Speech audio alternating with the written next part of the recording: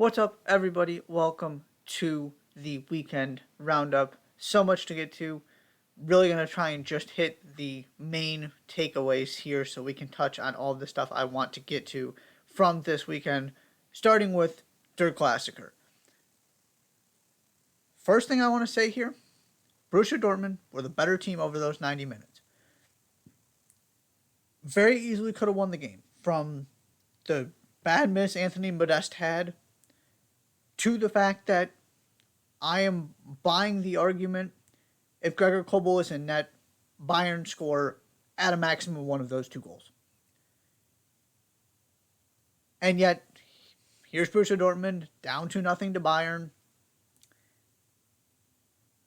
But they do find a way to get the first goal, which gives you a chance. And with the very last play of the game, terrific effort from Nico Schlotterbeck to keep that ball in play. Terrific cross to get it into a dangerous area. There is Anthony Modeste, who comes on as a sub, makes up for his earlier miss, and gets Dortmund a massive point.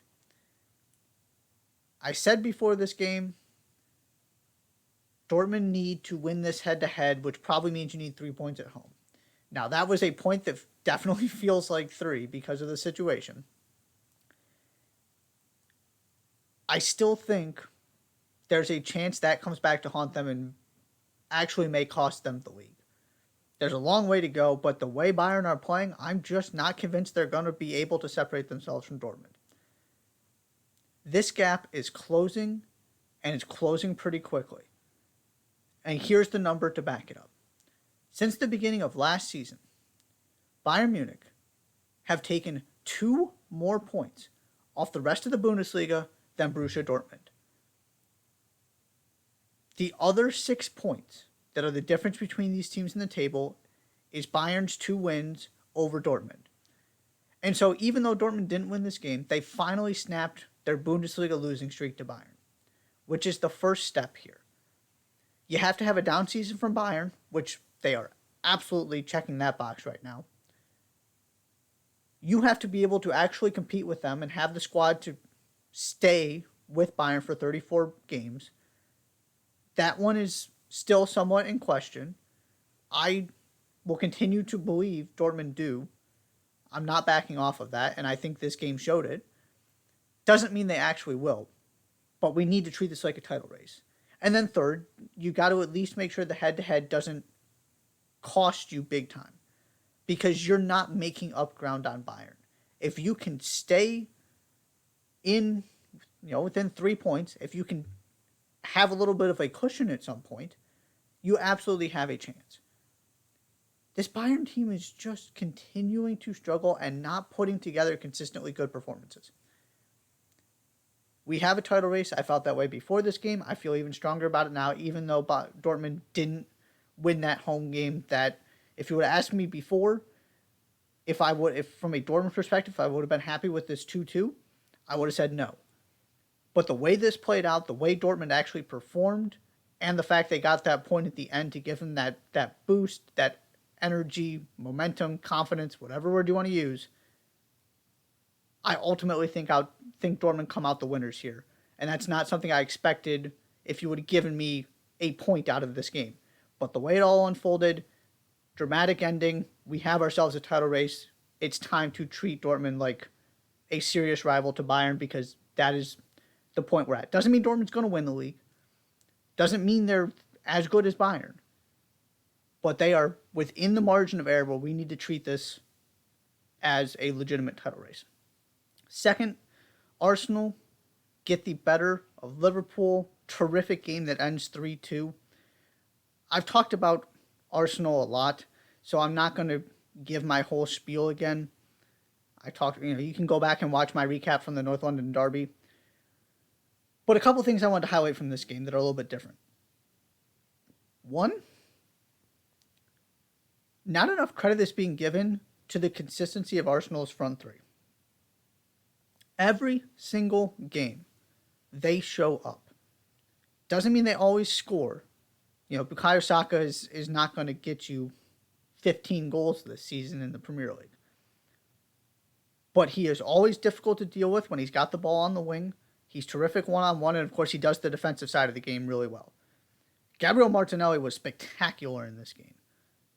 And he was just running up and down for 90 minutes causing headaches for Liverpool.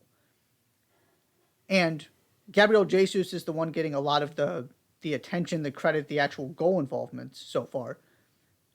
But it wasn't really his show in this game. It was Gabriel Martinelli's. But what was Jesus doing? Quick feet inside the box, causing all kinds of mayhem, drawing fouls, working incredibly hard. Even when they don't actually show up on the score sheet, those three guys deliver week in and week out. And you contrast that to what you saw from Mo Salah in this game, where he was just nowhere to be found again. And you can get into a larger discussion about what Mane leaving meant and all of this stuff.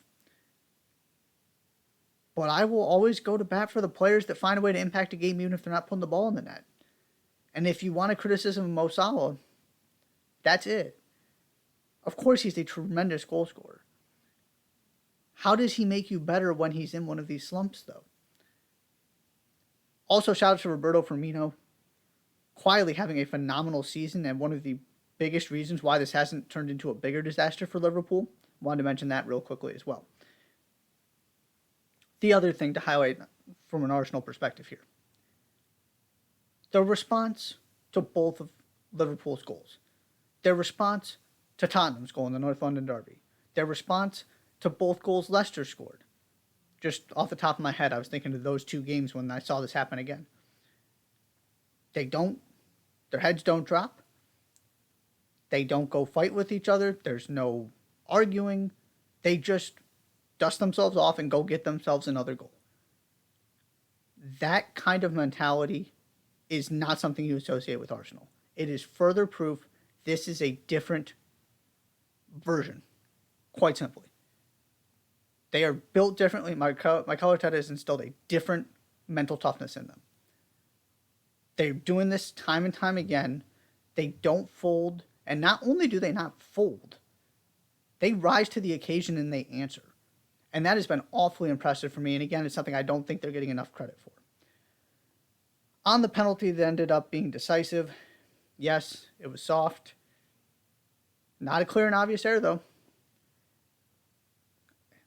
VAR is not going to fix all of the refereeing debates. Something we've learned. Jurgen Klopp can complain about it. He cannot like it.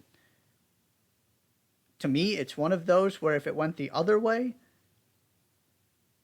if that was a Liverpool player who was fouled in the box and it went to VAR and it got overturned, I would argue Klopp would be losing his mind.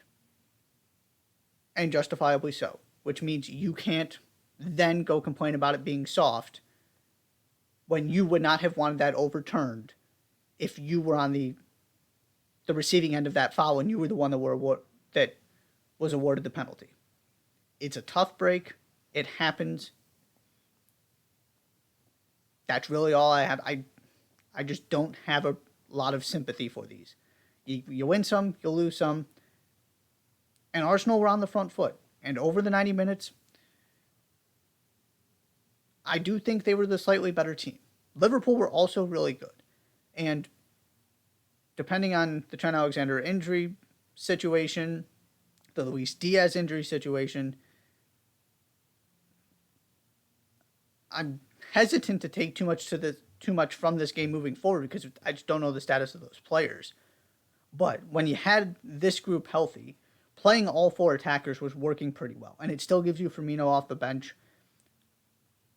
Even though they didn't win this game, to me that's still something Klopp needs to continue to do moving forward. So that's all I have on that one. Next, U.S. Women's National Team. It's a friendly, so I don't want to take any big declarations. And, we're 6-7 months away from the World Cup. But I want to say a couple things about their game at Wembley, ultimately a 2-1 loss to England. One, that was a big-time performance at the end of an incredibly tough week for female soccer players in this country, and particularly NWSL players. That started with the H report and the E60 coming out and having to answer questions about this all week and see the responses from the teams that in many situations were disappointing and not exactly what the players were looking for. There is no way to comprehend the mental toll this had all taken on this group of players. And they put in a really, really good performance. I know it didn't end in a win, but it's a friendly. I don't care about the final result. This was the best test this team is going to have before the World Cup, because that is quite possibly their best opponent they will face in the World Cup. And you are not going to find a more hostile environment than a sold-out Wembley. That is just something you might not experience again in your career. It was an incredible atmosphere, and a credit to the way England has really wrapped its arms around this women's national team and this group of players. It was awesome to see.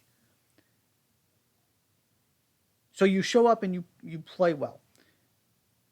Sophia Smith gets a goal, and the second one that got disallowed for reasons I still don't understand was a phenomenal passage of play. It's the kind of stuff you hadn't seen from this team very much before. And the other thing I want to highlight here, the high press was effective. It bothered England. You can get at this team if you make them uncomfortable. You cannot sit there and let them dictate the terms of a game. I talked about it at the Euros. It proved itself in this game as well. And finally, it's important to remember who was on the field. You know, you're talking about core members of the team that just won the Euros. Some of those players were also on the 2019 World Cup team that lost to the U.S. And the U.S. is coming out of here with a bunch of players who have not played in any kind of major final other than CONCACAF qualifying against Canada. This is going to be the most competitive World Cup of all time on the women's side. This is nowhere near the peak of this U.S. team. So to get these players in that kind of environment against a team that just navigated a tournament with the Netherlands and the Germanys and the Spains of the world in it, right? England is consistently playing high quality opposition. The U.S. gets it every once in a while against Canada. This was a home run from a publicity marketing standpoint, from a actually delivering on the field standpoint, and from an experience standpoint. I don't think there's a better way to get the kind of experience you ideally have heading into a World Cup for a team that is so young and so many players who just haven't been in those kind of spots before.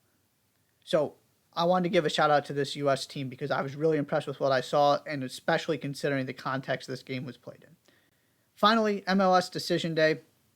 There weren't too many dramatic twists and turns, and there weren't many results that were really in doubt. It was kind of strange that way, where Philly takes care of business against Toronto, Montreal takes care of business, so you didn't have any questions at the top of the East. Galaxy go behind a goal, but then they rally and take control of their game.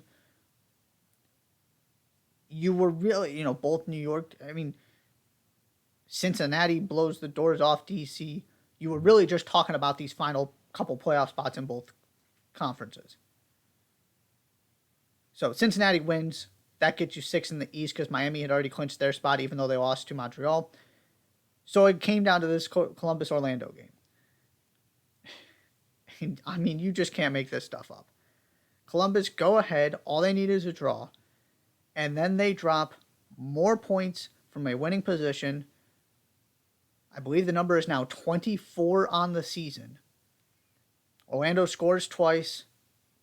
Gets the penalty to go up 2-1. They see it out.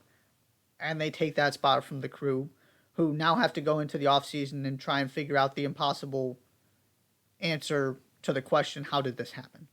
It is one of the more mind-blowing things I've ever seen in this league. And then Minnesota, comfortable. They booked their ticket in the West, ending Vancouver's hopes. And RSL show up big-time performance. Were aggressive right out of the gate on the front foot and dispatched the Portland Timbers to do that RSL on decision day thing and get themselves back into the playoffs again at the expense of the Timbers. And so your final standings: 1 Philadelphia, 2 Montreal, 3 NYCFC, 4 New York Red Bulls, 5 Cincinnati, 6 Miami, 7 Orlando in the East, 1 LAFC, 2 Austin, 3 Dallas, 4 LA Galaxy, 5 Nashville, 6 Minnesota, 7 RSL in the West. These playoffs are going to be fantastic as always. The last thing I want to mention here, this officially brings an end to the Sounders and Timbers run of dominance in the Western Conference. It was 7 consecutive MLS Cups to feature one of the two teams. The last MLS Cup to not feature one of those two teams included starters named Landon Donovan, Robbie Keane, and Jermaine Jones. That is how long it has been. That is how impressive this streak for those two clubs is. The fact you can go in year and year out and navigate this wild, chaotic, impossible to predict, playoff system designed to increase parity is one of the more impressive accomplishments from my perspective in the history of this league. It is now over, though. We'll get to full playoff preview on the Touchline Talk Show Wednesday evening, so be sure to stay tuned for that, and I'll see you next time.